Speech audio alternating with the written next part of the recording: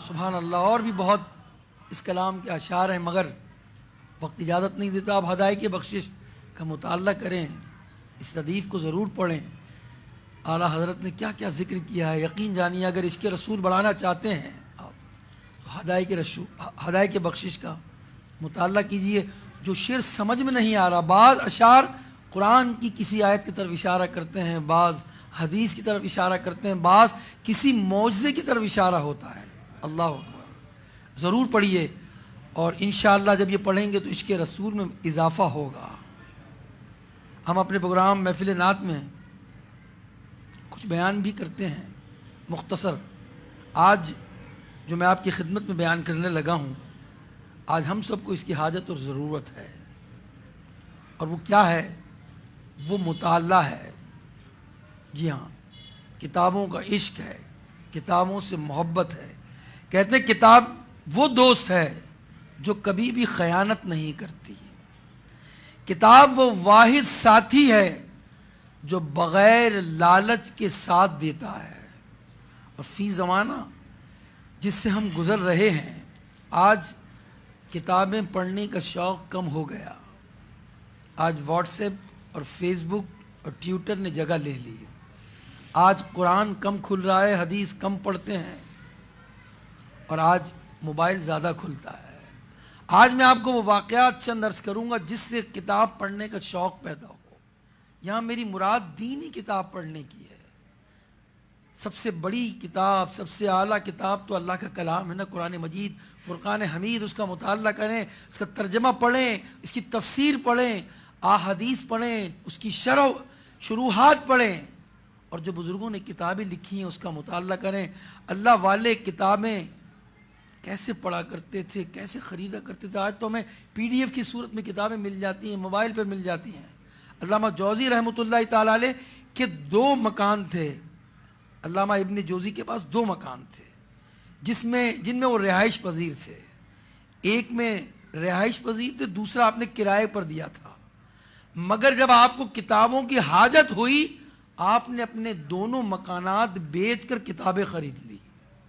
مطالعے کا شوق دیکھیں آپ۔ کتاب میں لکھا عبداللہ بن مبارک رحمۃ اللہ علیہ کے والد ماجد نے تجارت کے لیے، انہیں تجارت کرنے کے لیے، انہیں کاروبار کرنے کے لیے 50,000 دینار دیے۔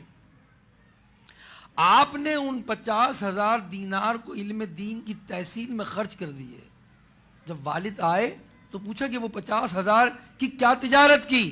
تو آپ نے ایک رجسٹر نکالا اور دکھایا کہ میں نے علم حاصل کیا اور یہ ساری رقم علم حاصل کرنے میں لگا لی۔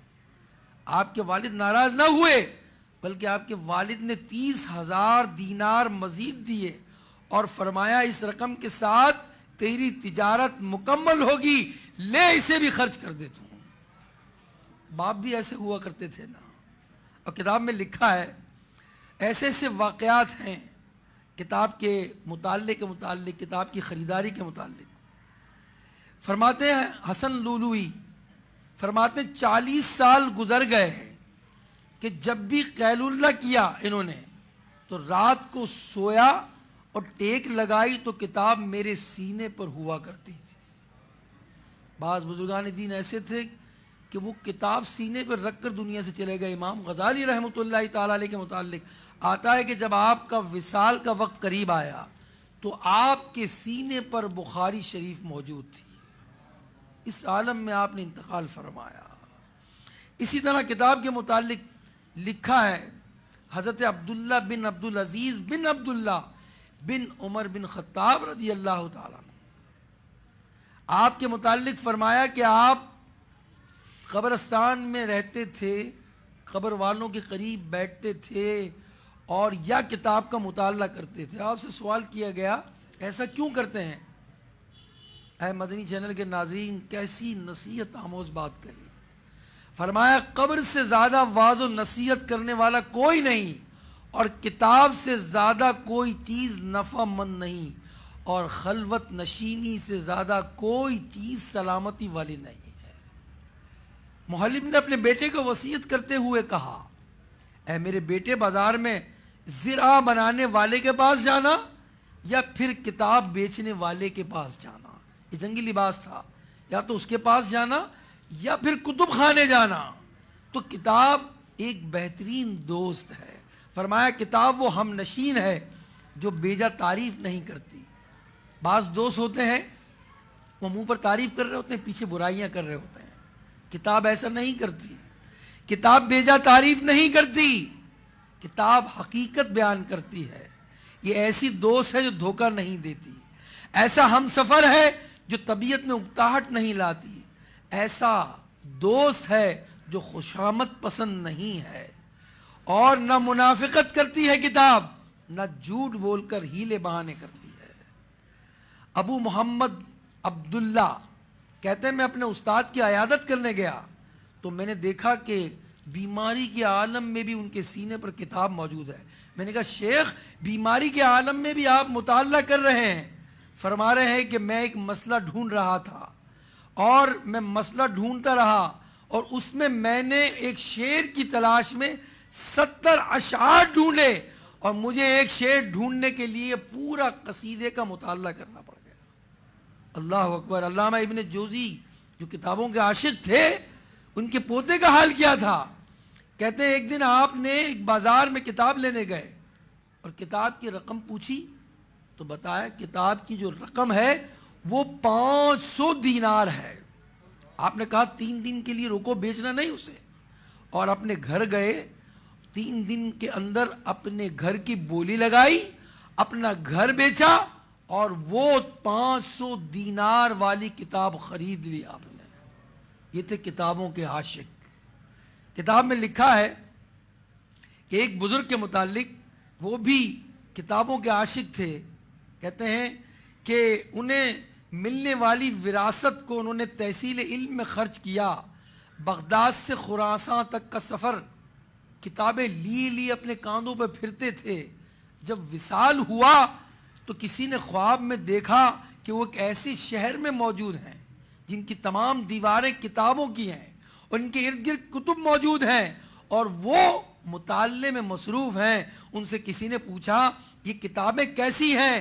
تو جواب دیا اللہ سے میں نے دعا کی تھی کہ مجھے مرنے کے بعد اسی کام میں مشغول رکھنا جس کام کو میں دنیا میں کیا کرتا تھا، یعنی دینی کتب بینی کیا کرتا تھا میں۔ اللہ نے مجھے یہ شرف عطا فرما دیا کہ مرنے کے بعد بھی اب میں مطالعہ کر رہا ہوں۔ سبحان اللہ۔ حضرت عبداللہ بن احمد فرماتے ہیں ہم مکہ مکرمہ میں ایک ایسے گھر میں قیام پذیر تھے جس میں شیخ ابو بکر موجود تھے۔ امام احمد بن نے فرمایا کہ میرے والد نے مجھ سے کہا کہ تم نیک لوگوں کی محبت کو لازم کر لو اور ان کی خدمت کیا کرو۔ تو میں حدیث شریف پڑھنے روزانہ اہل مکہ کے علماء کے پاس جایا کرتا تھا۔ ایک دن چوروں نے گھر کا صفایا کر دیا، سب مال و دولت لے گئے۔ شام کو امام احمد واپس آئے تو والدہ نے بتایا کہ ہمارے گھر چوری ہو گئی، ہمارا مال و اسباب چور لے گئے۔ تو فرمایا میری ان تختیوں کا کیا ہوا جو میں نے علم سیکھنے پہ لکھی تھی؟ فرمایا وہ طاق میں محفوظ ہیں، اسے چور لے کر نہیں گئے۔ یعنی اگر علم محفوظ ہے تو مال کی کوئی پرواہ نہیں ہے۔ اللہ اکبر۔ یہ جو ہے وہ علم دین حاصل کرنے کی شیدائی کتابوں کے عاشق تھے۔ حضرت عبداللہ بن مبارک کہتے ہیں جب سے بالغ ہوئے آپ کے والد 50,000 درہم آپ کو تجارت کے لیے دیے، آپ نے سب کے سب کو علم دین میں خرچ کر دیے۔ اور اسی طرح کتابوں میں لکھا ہے ایک بزرگ کے متعلق کہ ان سے کہا کہ کتاب سے تم اکتاتے نہیں ہو؟ تو فرمایا کہ میں کیسے اکتا سکتا ہوں، اور میں کیسے مجھے وحشت ہو سکتی ہے کتاب سے، کہ میں تو کتاب کے ذریعے صحابہ کی صحبت حاصل کرتا ہوں، ہے نا، صحابہ کے واقعات سنتا ہوں تو گویا میں ایسے سمجھتا ہوں کہ میں صحابہ کرام کی مجلس میں بیٹھا ہوں۔ کسی بزرگ نے لکھا کہ اگر اللہ تبارک و تعالیٰ کا قرب چاہتے ہو تو اللہ سے بات کرنا چاہتے ہو تو اللہ کے کلام کی تلاوت کرنا شروع کر دو۔ اگر رسول اللہ صلی اللہ علیہ وسلم کی مجلس میں بیٹھنا چاہتے ہو تو نبی پاک کی احادیث کا مطالعہ کرو، اور بزرگوں کی صحبت میں بیٹھنا چاہتے ہو تو بزرگوں کی کتابوں کا مطالعہ کرو. اور بعض مشائخ یہ کیا کرتے تھے. اسی طرح انہوں نے لکھا اور کہا کہ جب میں ارادہ کرتا ہوں کہ میں اللہ سے بات کروں تو قرآن کی تلاوت شروع کر دیتا ہوں. جب نبی پاک سے ہم کلامی کا شرف پاؤں تو حدیث پڑھنا شروع کرتا ہوں. اور اولیاء کی خدمت میں اولیاء کے واقعات پڑھتے ہیں یہ بزرگان دین اور فرماتے ہیں کہ میں ان کی صحبت میں بیٹھتا ہوں جو کسی کی غیبت نہیں کرتے. کتاب جب اپنے ہاتھ میں ہو تو انسان اپنے آپ کو تنہا محسوس نہیں کرتا. تو مدنی چینل کے ناظرین، آج سوشل میڈیا نے ہمارے مطالعے کو روک دیا.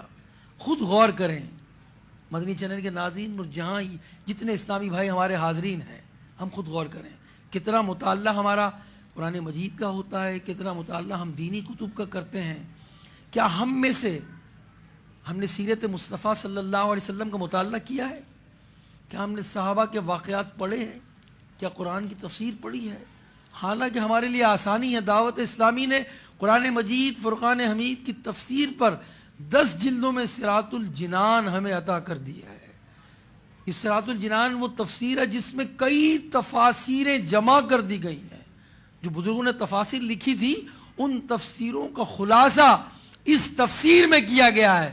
اگر آپ اللہ کے کلام کو سمجھنا چاہتے ہیں تو صراط الجنان کا مطالعہ کریں.